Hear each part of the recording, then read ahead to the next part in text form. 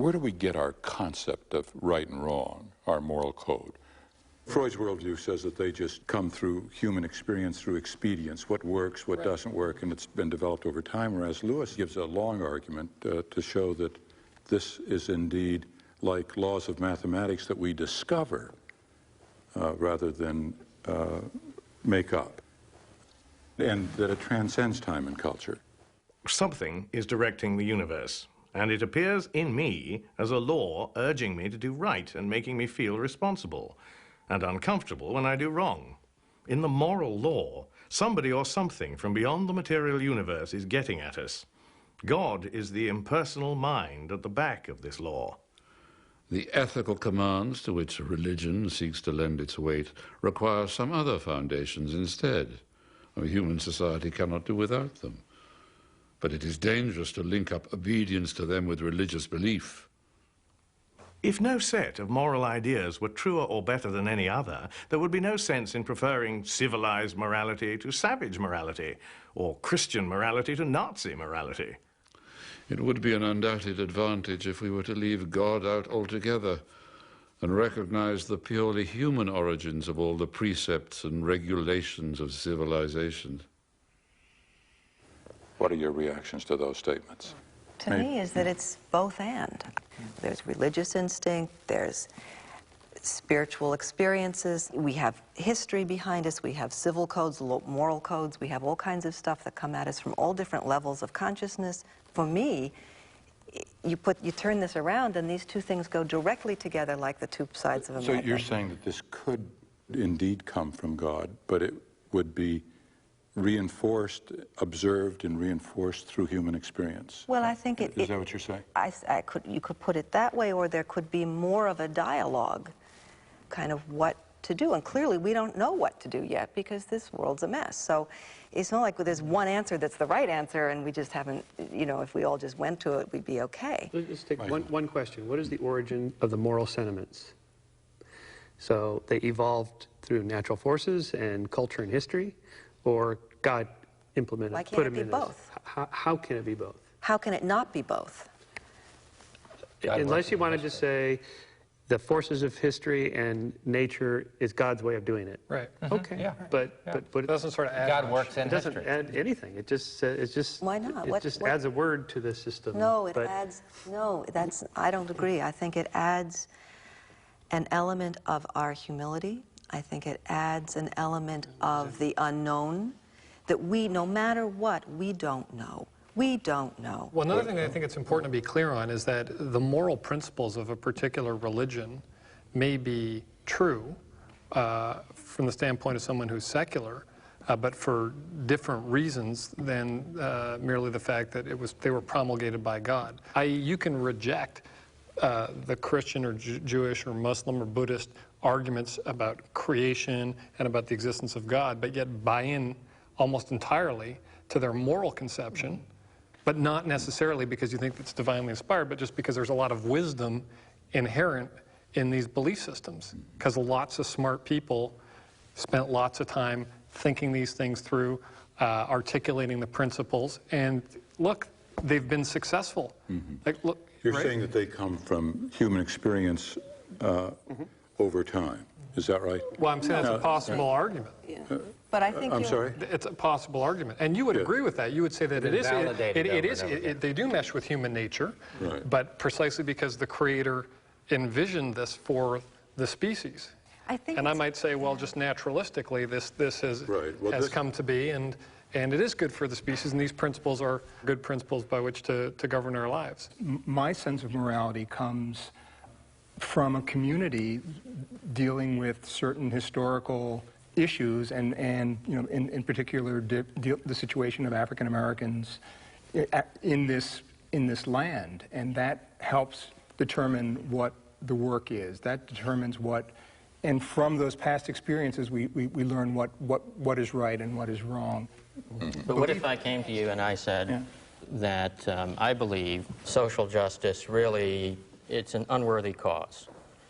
I feel that the earth has only limited resources, and therefore we should maximize the use of those resources in certain ways that will allow the ultimate achievement by the human race. I mean, that's an old philosophy that unfortunately was adopted by the Nazis. A type of manifest. Yes, a horror, right?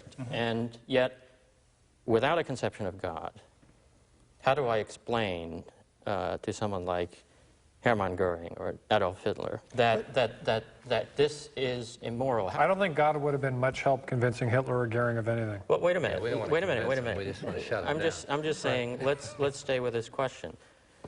A very simple question, and it says, without an absolute standard on which to stand, how is it that one human can say to another, what you are doing is immoral?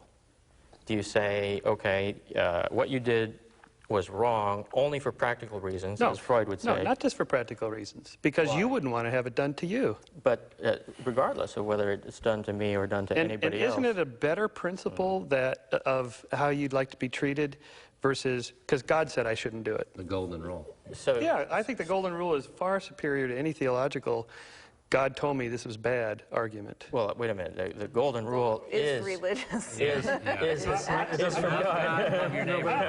I think it's evolutionary. I think its origins is evolutionary. The first statement of it is in... I don't care what religion said about it. I think religion got it from our evolutionary history. I think in a social species, this is the first rule, the first moral rule.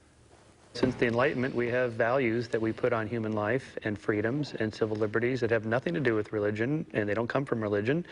And we enforce those. We run around the world overthrowing dictators because we want to help people and because they're people. Just because that, and that's good enough. But that's being challenged in fundamental ways. As a former diplomat, these ideas have huge consequences, and that came out of a worldview that said there is evil, and part of our mission is to confront that. The other side to it is that, I mean, I absolutely agree that there is evil. I mean, that's a real thing.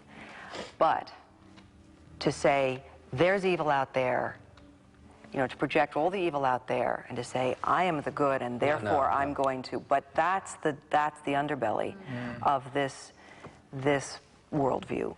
And I think that the idea of tolerance, when it's a profound idea, has to do with, wait a minute, before I accuse you, you know, I have to look at mine. And then if I see what that instinct is, then I can talk to you about it, but I can't just squash you. I think that's the fear with absolutism that, Margaret, you were referring to, the idea that what I believe is right. And because it is absolutely right, I have the right to impose it on you, to force it on you. And if it means that I can go around, as certain elements in the world do, and claim that as part of their religious mission they need to kill certain people, then it's justified, right? So clearly that's a very dangerous ground to stand on. On the other hand, this notion of tolerance I find equally intolerable. The notion that sort of all versions of truth are equally valid. Okay, let's think of it between the relativism of all views are equal and the absolutism that there is one right way. There is what I call provisional morality. That is, there are principles that are true most of the time for most people in most circumstances. Tolerance is one of those. Most of the time in most circumstances, tolerance is good. Not 100% of the time, though. Sometimes you just have to be intolerant. You take the knife away from the baby, you don't allow them to jail people, whatever. And so what's the principle there? What's the guiding principle? Right. Well, we can start with the golden rule. We can start with freedom, greater freedoms for more people as a guideline. Why is freedom a good thing?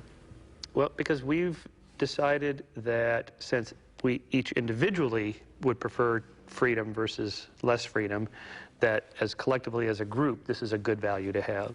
I don't know why you necessarily need God in order to have morality, which is, I think, what's at stake in this discussion, What are the if I understand criteria? it. Let me give you an Is that example right? of why I think But you seem to be occasionally- saying earlier that you needed God to have a sense of right and wrong. Well, let me tell you But I don't think you do. practically how I think this works. In 1833, the British Empire abolished the slave trade. Right.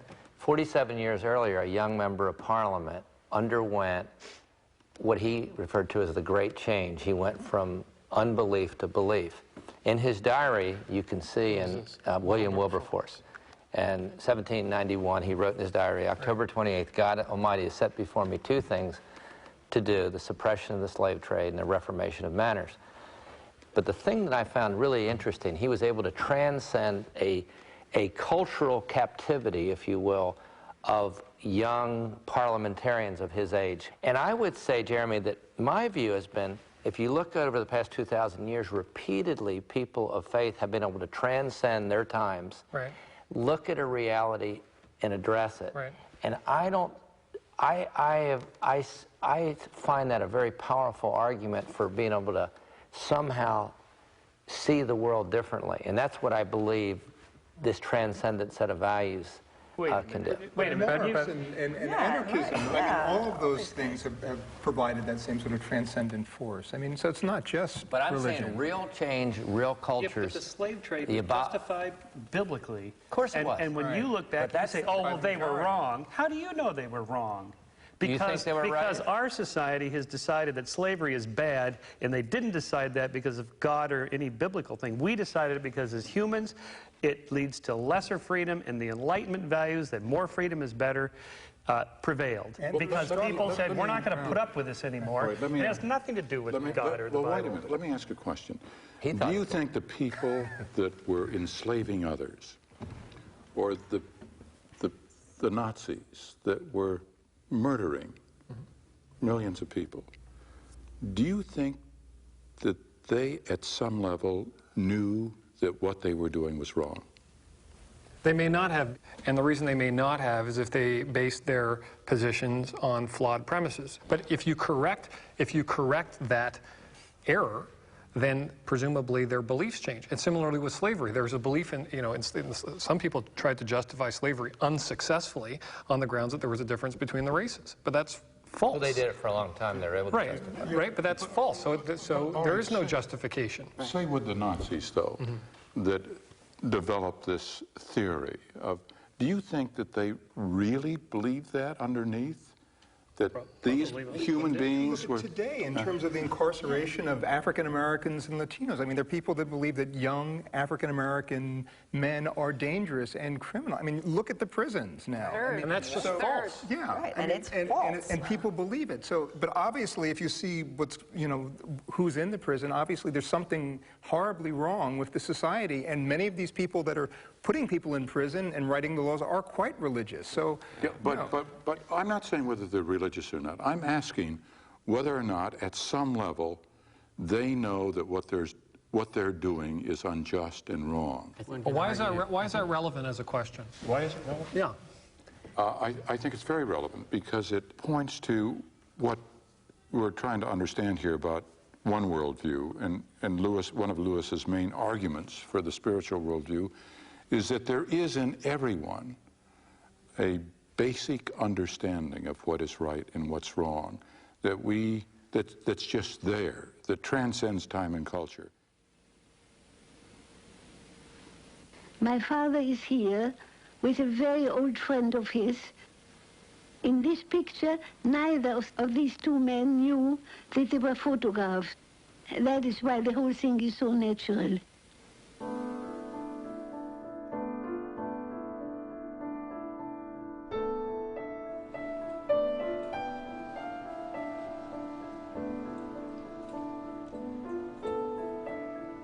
The 1930s would be the last decade of Freud's life. He already had cancer of the mouth, and he knew it would kill him. My father and mother. Freud's daughter, Anna, looks back at the family home movies. This was at the time when we couldn't leave Vienna anymore in the summers because of my father's illness. And so we took a house in the suburbs, and my father enjoyed the flowers so very much.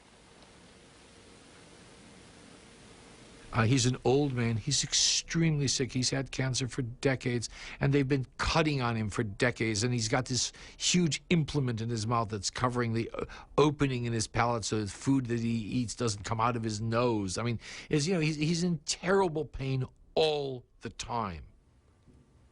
Freud knew that he was dying, and I think that led him again to consider the attitude towards death, which he had written about before, Thoughts for the Times on War and Death and so forth. And of course, concern with death, disappearances, run right through Freud's writings from the very beginning to the very end. He would even say to Ernest Jones, "Goodbye, Jones, you'll never see me again." So it was a preoccupation that he had. He was superstitious about the date of his death for years through his life. And I think that as death approached and became a reality, he again tried to understand what is the meaning of death. And of course, one of the wishes that's involved is a wish for immortality, a wish to not die, along with a wish to be relieved of the suffering, a wish to die. So I think that absolutely preoccupied him. It is the day of my parents' golden wedding. And now you will see a whole string of visitors, people from the country, a little girl.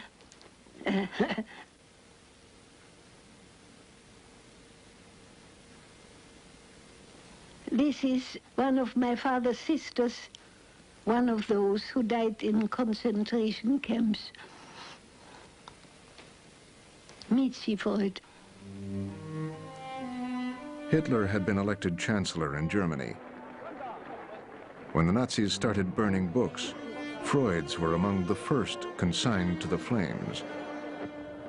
Gegen seelenzersetzende Überschätzung des Triebslebens, für den Art der menschlichen Seele. Ich übergebe dem Feuer die Schriften der Schule Sigmund Freud.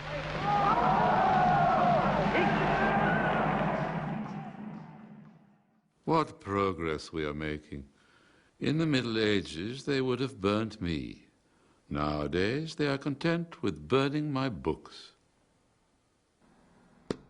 It was the tidal wave of anti-Semitism in Germany and elsewhere in Central Europe that brought Freud back to confront the historical phenomenon of anti-Semitism. Why was it such a continuous and pervasive poison in the history of the West? In the summer of 1934, Freud began to work on the last book he would write, Moses and Monotheism. In it, he would turn his attention once again to religion, this time the Jewish faith. Freud has a long affair with Moses. Long before his last book. He went to Rome. He spent days sitting in front of Michelangelo's Moses to study it. That this is not Moses in anger, but Moses in trying to restrain his anger. Here was Freud arguing that much of what we identify as Israelite religion in the Torah actually is of Egyptian origin. Moses was not Jewish, but a prominent Egyptian who led the Jews into freedom, and he gave them monotheism. In other words, it was not God the Father who chose the Jews, but Moses the man. Moses leads the Jews out of Egypt into the desert. But then Freud departs from the Bible. He gave himself a very interesting freedom. He says this is not a scientific study. It is a novella, a short story. I will try on some of my ideas and play with it. In Freud's version, the Jews follow Moses into exile, but they do not accept his revolutionary new belief in just one God. They revolted and threw off the burden of a religion that had been forced on them. They took their destiny into their own hands and did away with their tyrant. They assassinated Moses. Moses' ultimate triumph is assured by the manner of his death. The people of Israel are overcome with guilt at what they have done, so they internalize everything that they had rejected while Moses was alive. Freud goes on to reinterpret the crucifixion in terms of Jewish history. Guilt has to be relieved. You can't walk around forever burdened by excessive guilt. So Christianity provides humanity with a way of relieving guilt. The murder of God's Son is a sacrifice that atones, not for the eating of the apple in the Garden of Eden, but for the murder of the primal Father. So Christianity offers relief from unbearable guilt. And Judaism rejects that offer of relief. The world repays Judaism with eternal hatred. That's Freud's deep-seated psychological explanation for anti-Semitism.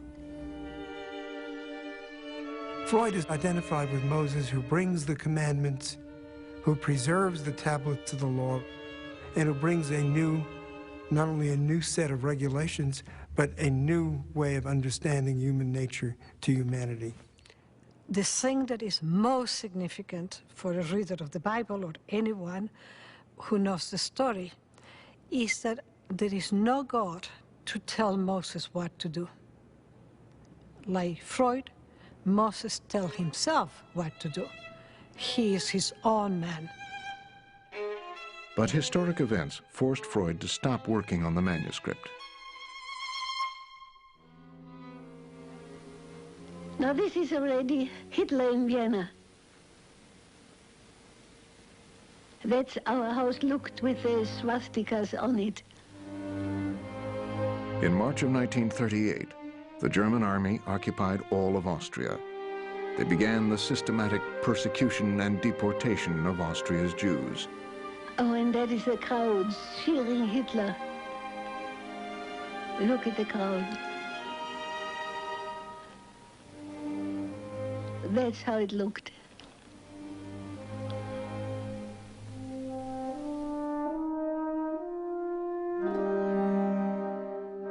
It was an extraordinarily disturbed period.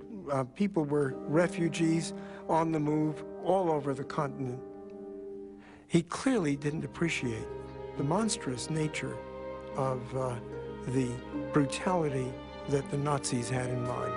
He didn't foresee that the burning of the books was a prelude to the burning of people. Finally, Freud saw the danger and allowed friends to buy the visas that would permit him to leave with his family. We are waiting more or less patiently for our affairs to be settled. In view of the little time we have left to live, I fret at the delay. Anna's youthful vigor and optimistic energy have fortunately remained unshaken. Otherwise, life would be difficult to carry on at all. We left Vienna by a night train and spent a day of rest in Paris. My brother Ernst, who came to Paris to meet us. My father hoped to see something of Paris again, but he was too tired from the trip.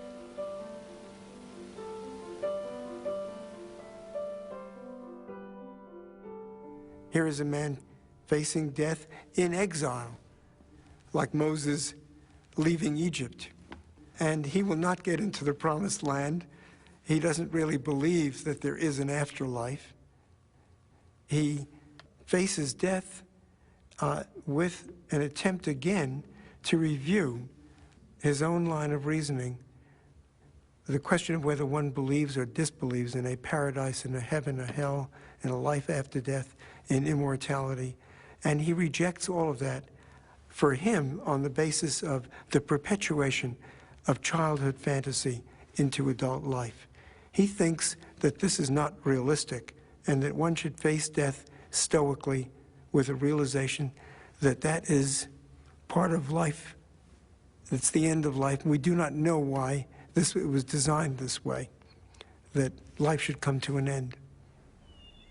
Once established in London, Freud published Moses and Monotheism.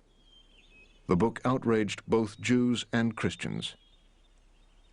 Though old and sick, Freud was as defiant of his critics as he had been throughout his life. He's in England. He is suddenly freed from all of the constraints of that public face that he had to present in Vienna. And he can do things that, in a sense, he wants to now do as a public figure.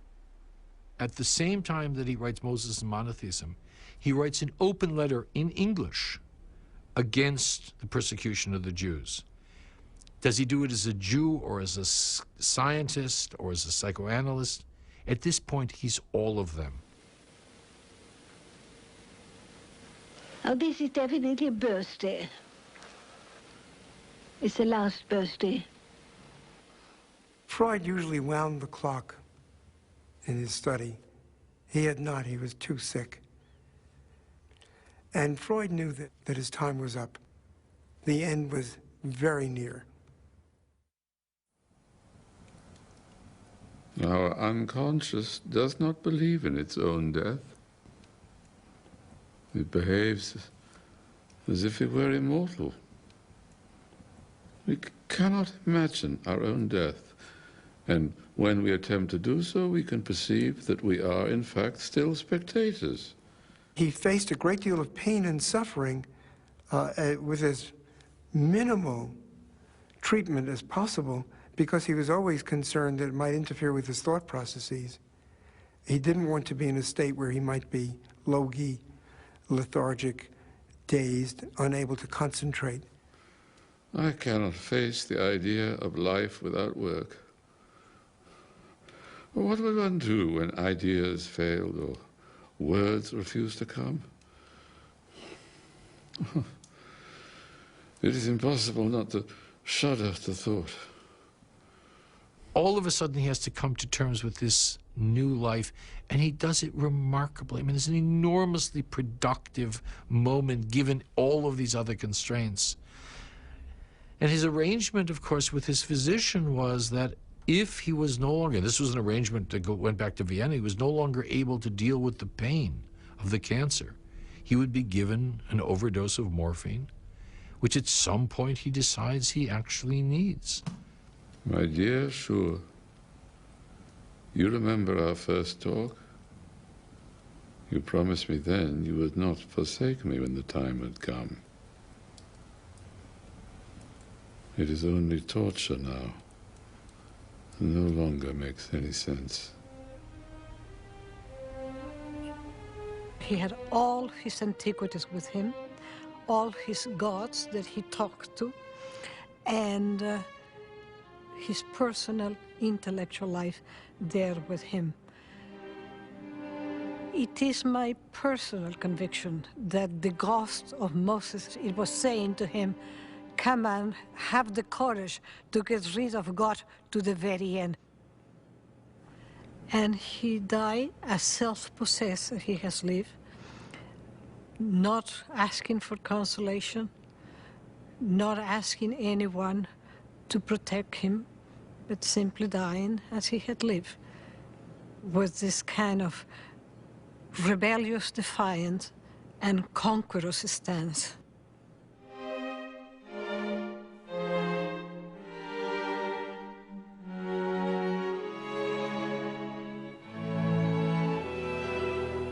That is when 3 men of the Royal Society came to present the book of the Royal Society for signature to my father, because he was not well enough to go there.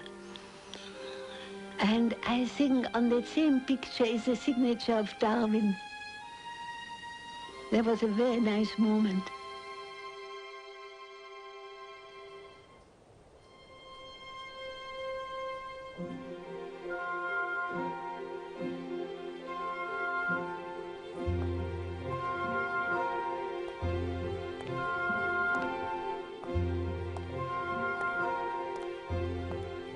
By the 1950s, C.S. Lewis had become a famous figure and the most popular spokesperson for Christianity in the English-speaking world.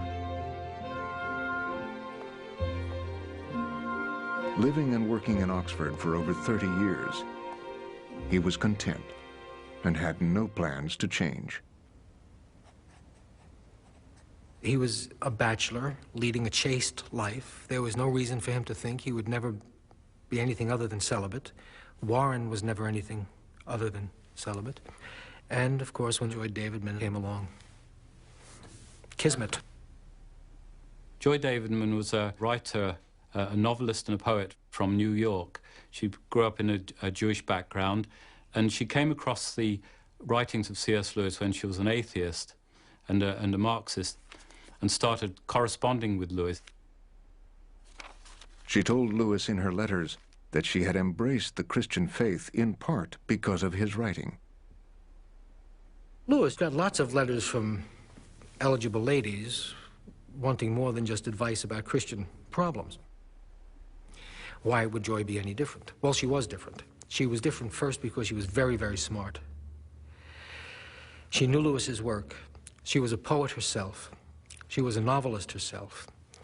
And she was his match in what Owen Barfield called dialectical obstetrics.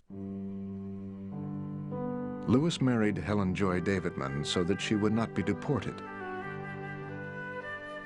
But as they became closer and closer friends, they fell in love.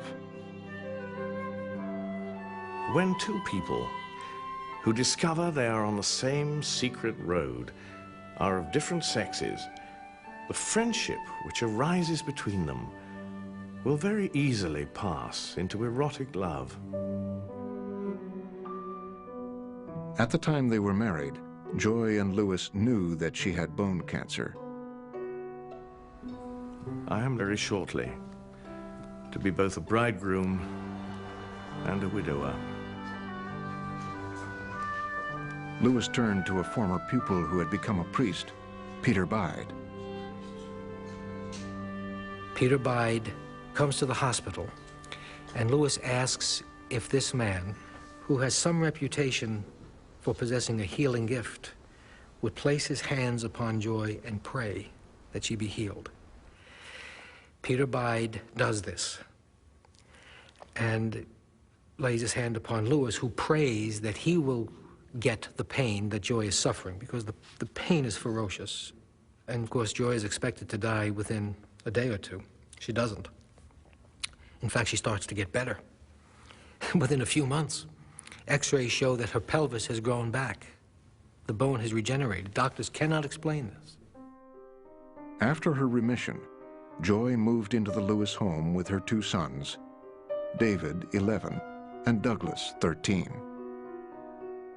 I never expected to have in my 60s that happiness that passed me by in my 20s. For those few years, Helen and I feasted on love. Her great otherworldly ambition in life was to go to Greece. She'd wanted this since she was a young girl. They went to Mycenae, they went to Crete, they went to Rhodes. Joy climbed all the way up to the Acropolis.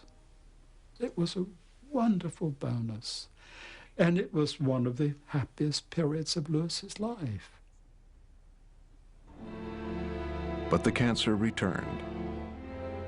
Joy and C.S. Lewis were separated by death on July 14th, 1960.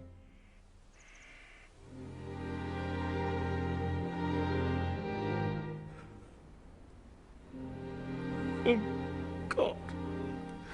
God. Why did you take such trouble to force this creature out of its shell? if it's now doomed to crawl back, to be sucked back into it? Where is God?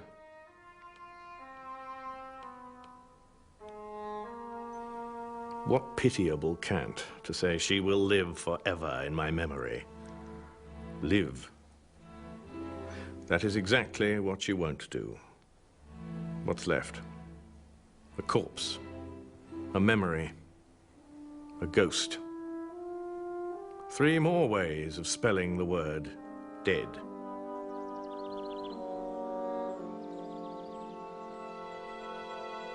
A Grief Observed is Lewis's description of the journey he took after Joy's death. A portrait of grief and a struggle with his own faith.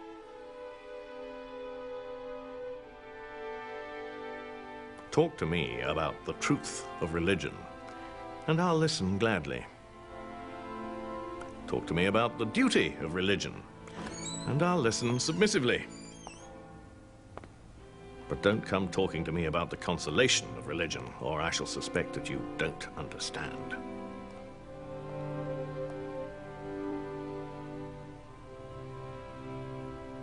The conclusion is not, so there's no God after all, but so this is what God is really like. The cosmic sadist, the spiteful imbecile. He lashes out at God, and he says, how can you expect us to live this way? Very much like Job. Very honestly, he doesn't just argue. He emotes. The whole of his being is there in front of God. It's a deep trust in God that allows him to give vent to his distrust.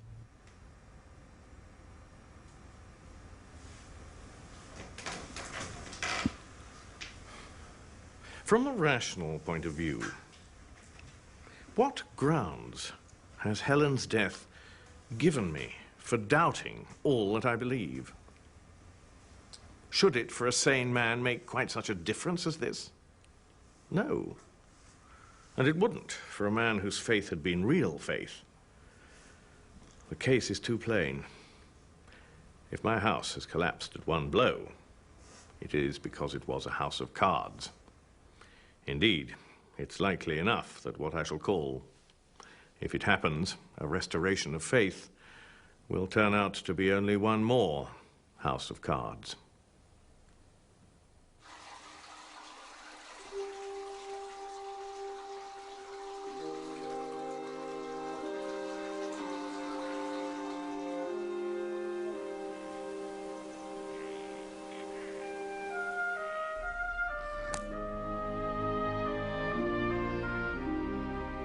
Something quite unexpected has happened. Came this morning early. Suddenly, at the very moment when so far I mourned Helen least, I remembered her best.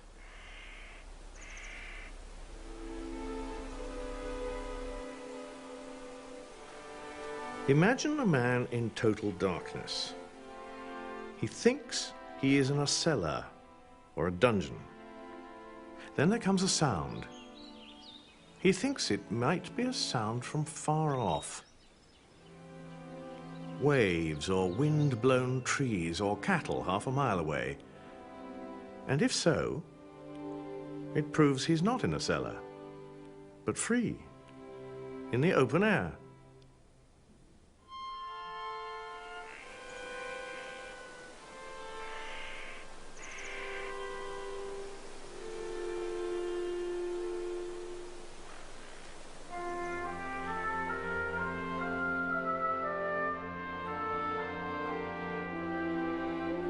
Lord, are these your real terms?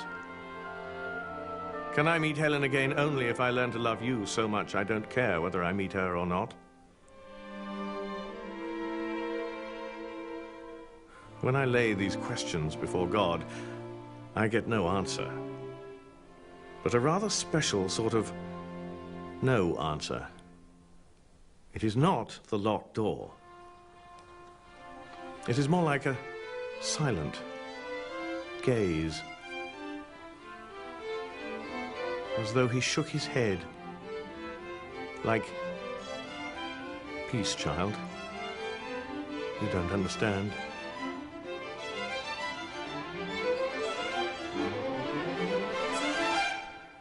How wicked it would be, if we could, to call the dead back. She said, not to me, but to the chaplain, I am at peace with God. She smiled, but not at me.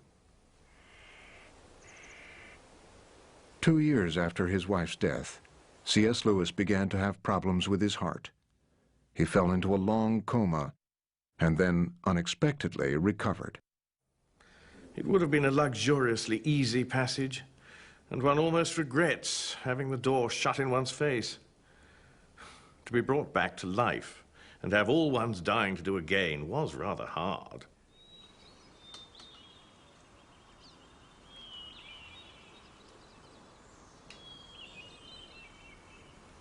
I would like everything to be immemorial. To have the same old horizons, the same garden, the same smells and sounds, always there, changeless. Autumn is really the best of the seasons. And I'm not sure that old age isn't the best part of life. But of course, like autumn, it doesn't last.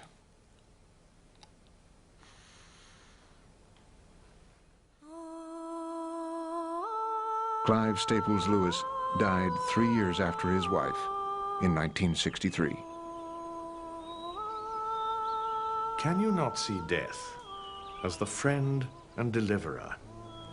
It means stripping off that body which is tormenting you. What are you afraid of? Has this world been so kind to you that you should leave it with regret?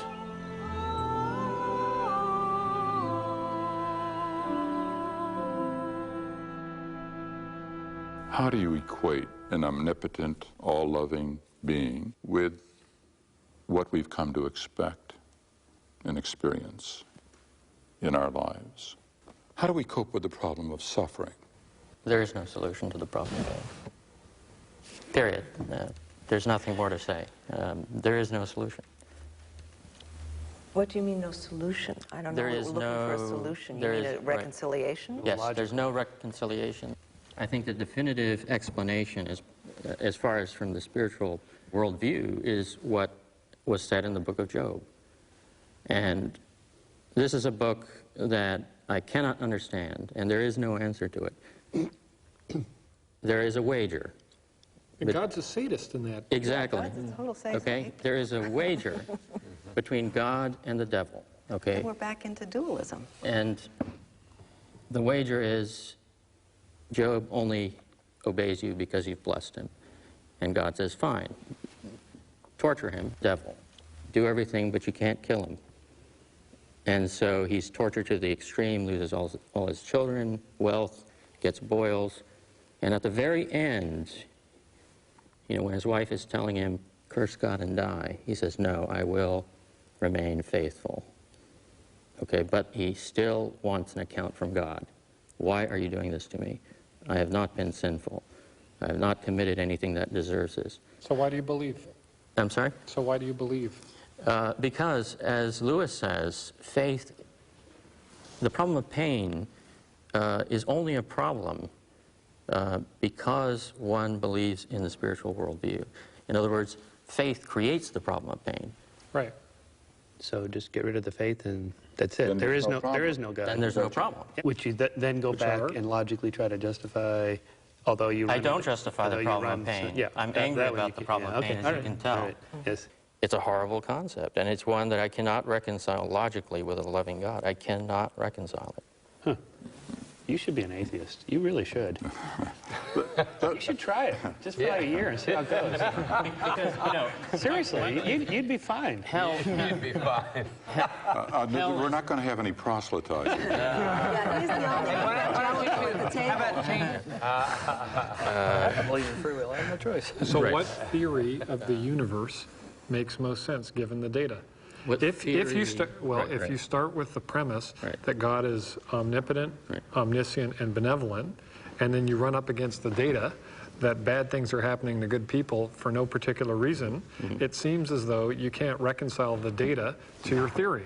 I don't think I can know what I really believe unless I'm challenged and face something that's beyond my capacity to deal with. Those moments when I've had periods like that, it really has, in a funny way, been strengthening to me, because I say, you know, it's great during the good times, but during the challenging moments, you know, when friends are going through a divorce or they lose a child, and it does matter what you believe. It absolutely matters.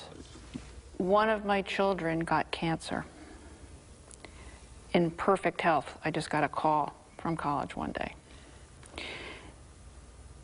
And it was such a horrible experience. I mean, it's much more horrible than getting it yourself, because there's nothing you can do. And the thing that amazed me about it was that in my worst moments, I realized that I still thought that life was beautiful. And that I still thought that in some way that I couldn't see then, things were all right. That God is ultimately good? Is that what you're concluding? That the difference between us and God, the test, I can't think of any other way of expressing it, that Job had, was, are you willing to because you have, if you're a person of faith, you have a good experience of God. You've experienced the sacred in some meaningful, positive way, or you wouldn't be on this path to begin with. Right. So, for that person, are you still going to believe the positive stuff when some negative stuff happens to you? That's the issue. Let me just ask one quick question, though. Did you feel during that experience, like what several people here just said, that God is a sadist?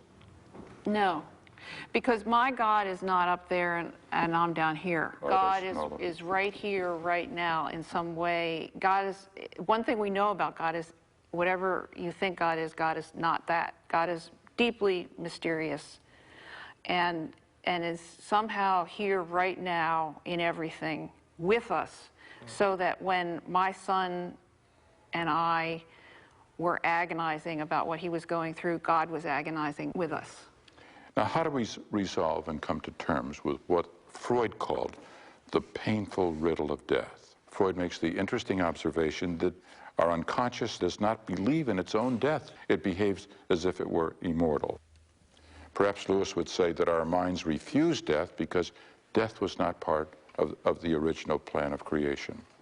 Does our worldview actually help resolve this problem? And how does this work in terms of people whom you've seen in your own family or your own friends end up their lives? Well, it absolutely affects your life and the way you deal with death. Because if you believe in the life after death, then it's only a temporary goodbye, not a permanent goodbye. Right. So that's very comforting. So I could see it being incredibly comforting, and that's precisely Freud's argument. That's exactly what we'd wish it to be, and therefore it's not surprising that people would come to believe in this sort of thing. Now, if you don't believe in an afterlife, as I do, I'm not sure what I believe. As I say, I'm agnostic. I don't believe in an afterlife because I've seen no evidence of it. It makes death frightening. And I'm afraid of dying. I'm afraid of dying because of the unknown. I don't know what lies next. I also know that if I die, I won't be able to see other people. I suppose I wouldn't know the difference, but if people around me die, that could be it forever. And that's obviously extremely painful. And I don't have something to latch on to say, well, you know what, it's just could be a few more years and join them in a better place. It might be it forever. Since I don't believe there's an afterlife at all, that this is all there is, that, for example, when my mother was dying, and it took her like 10 years, she had these brain tumors, kept taking them out, they kept coming back, and this went on and on for 10 years, she finally succumbed. You know, I felt from the moment this started happening, well, you know, since I'll never see her again, and she's not going anywhere, and neither am I, this is it. Every single moment I could have with her, you know, and everything I could say to her that was loving, and every time I could spend time with her, all that just to me was incredibly enhanced by the fact that there is nothing else. And I feel that way with my daughter, too. It's like, you know, you think about your daughter going to college or whatever. Forget that. I'm just happy to see her the next day and the next day and the next day. Every day I can have with her is just incredibly rich because of my worldview. It's not that people that are religious can't feel the same way. They do. It's just that's how mine informs me. I don't look forward to an afterlife. I don't deny that there might. I'm assuming that this energy that I live in, this libido that exists in me, is released into the universe and continues life. I mean, energy doesn't disappear. And my experience working with dying people over the years in the hospital is that there is energy that leaves. I've seen it. I've witnessed it. It's not just, there is then just a corpse, but the life force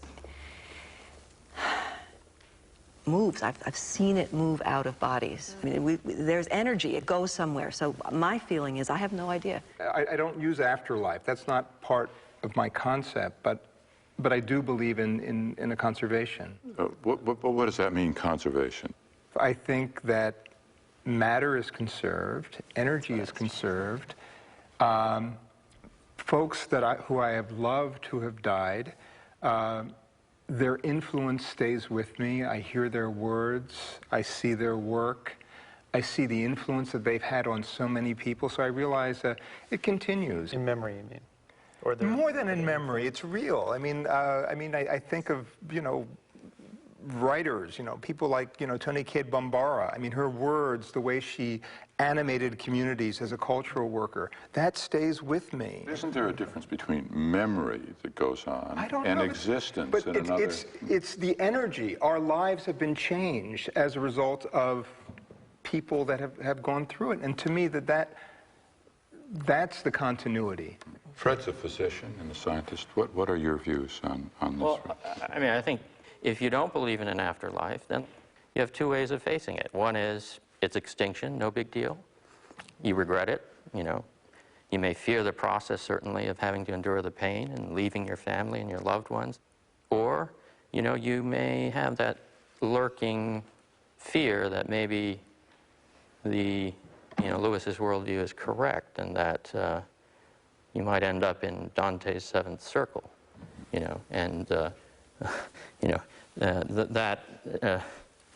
that's a cause for fear independent of other things. Yeah, no, we haven't spoken much about hell here, which I think is actually, an obstacle to faith for some people. And that is, if God is all good and all powerful, forget the fact that just bad things happen to good people, but what about people like Michael and me who've been struggling with these questions? It would seem kind of unfair if we had to suffer for eternity because we didn't believe after doing the best we could, living according to our lights. I find that a very troubling concept. Now, not all religions believe that, and people try to soft sell it and say, well, hell just means absence from God, it doesn't mean suffering. There's been a lot of stuff that's gone down in history about you're going to be burning and suffering for eternity unless you believe. So I find that troubling. I don't know if people here believe in hell. You do. I find it terribly troubling. And you believe in it. Well, I don't know that there's not enough description in the scriptures to know whether there are 9 circles and that they're ordered in a certain way. I know the New Testament scripture says there's gnashing of teeth. Sounds pretty bad, but he says that. It's fire and burning. Right. He says. Lewis says, well, it just means separation from God, and that's during your life. That's what you've tried to do. You've tried to turn away from God, not pay attention to him. And so in your afterlife, that's what you're going to get. And that's all there is. And that's really bad because who wants to be separated for eternity from their Creator?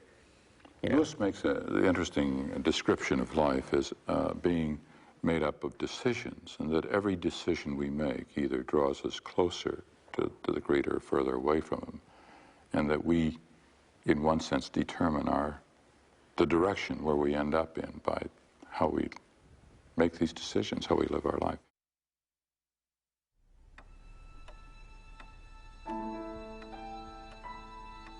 Is it possible that Freud and Lewis represent conflicting parts of ourselves? A part of us that yearns for a relationship with the source of all joy, hope, and happiness, as described by Lewis, and another part that raises its fist in defiance and says, with Freud, "I will not surrender." Whatever part we choose to express will determine our purpose, our identity, and our whole philosophy of life.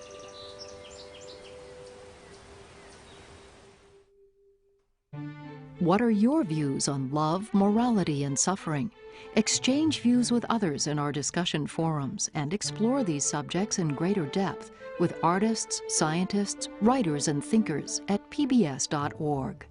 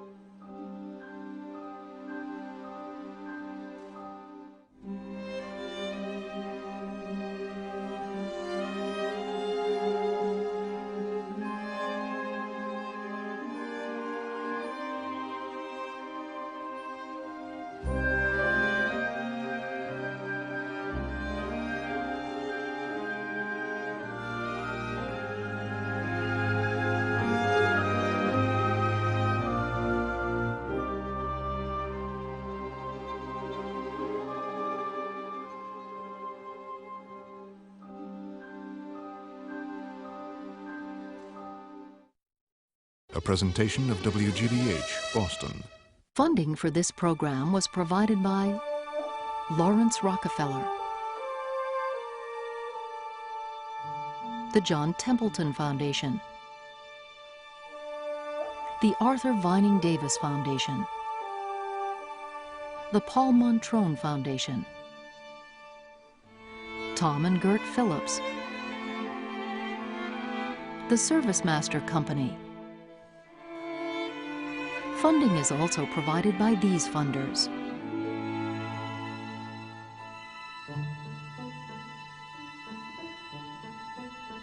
this program was also made possible by the Corporation for Public Broadcasting and by contributions to your PBS station by viewers like you. Thank you.